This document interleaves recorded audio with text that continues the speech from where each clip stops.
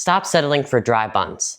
This one technique keeps them pillowy soft for 5 full days.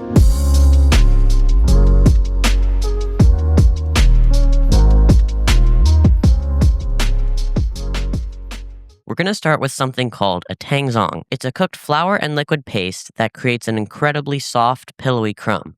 Don't worry about the name, it's simpler than it sounds. To begin, combine 4 tablespoons or 60 milliliters of milk with 2 tablespoons or 30 milliliters of water, and 2 tablespoons or 20 grams of bread flour. Whisk this constantly over medium heat until the mixture thickens into a paste-like texture, almost resembling hot cereal. Once it reaches that consistency, set it aside to cool. While that cools, we'll activate our yeast. Take a half a cup or 120 milliliters of whole milk and warm it to 95 degrees Fahrenheit or 35 degrees Celsius. Add 1 tablespoon or 7 grams of instant active dry yeast and let it bloom for 8 minutes. You'll watch it develop a slight foam on the surface, which tells you the yeast is alive and ready to work. Now move to your stand mixer bowl and combine 2.5 cups or 310 grams of bread flour with 2.5 tablespoons or 30 grams of sugar, and 1 teaspoon or 6 grams of fine sea salt. Give that a whisk and place your bowl on the stand mixer. With the mixture running on low speed, pour in the yeast mixture. Let it incorporate for just a few seconds, then add the cooled tangzhong. Follow with 1 whole egg and 1 egg yolk. You're going to need to stop and scrape down the sides frequently here. The dough is going to be sticky and want to cling to the bowl. Once everything is fully incorporated, increase the mixture speed to medium-low.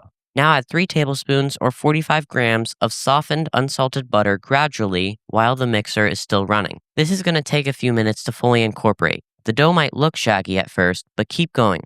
Once the butter is fully worked in, let the mixer knead for another 5 to 8 minutes. You're looking for a smooth, elastic dough that holds together. Transfer your dough to a lightly greased bowl and cover it with a damp towel or plastic wrap, and let it proof at room temperature for 1 to 1.5 hours, or until it's roughly doubled in size. Once it's proofed, degas the dough by punching it down. Then divide the dough into 6 equal pieces. Each should weigh between 95 and 105 grams. I do recommend using a scale if you have one.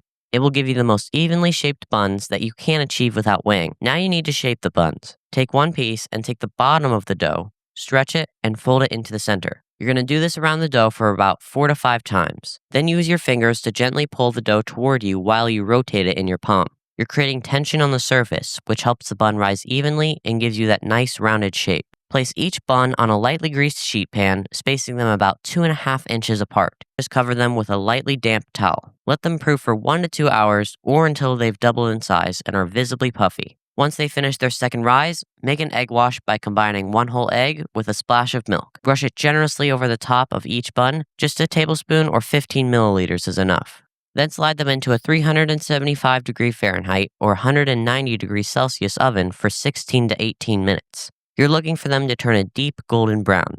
A rich color on top means caramelization, which adds flavor. The moment they come out, brush them generously with melted butter. That butter soaks into the crust and keeps everything pillowy soft. Let them cool slightly before slicing, and the best part to these is you can save them for multiple days and they'll still be soft when you go to use them. But other than that, I'll see you on the next recipe.